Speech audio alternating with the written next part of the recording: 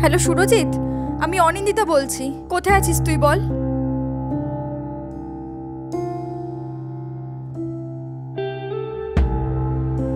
আমার বিয়ে ঠিক করেছে বাড়ি থেকে। আমাকে কেন ডাকলি বল? আমি পালাতে চাই তোর সঙ্গে। চোখ বন্ধ কর, আর এই লাস্ট 1 বছরে যত ভালো ভালো ঘটনা আছে সব মনে কর। আমার চোখের দিকে তাকিয়ে বলতো, আর ভালোবাসিস না আমাকে? সব গল্পের শেষটা তো আর মনের মতো হয় না, তাও তো আমরা সেগুলো বারবার পড়ি।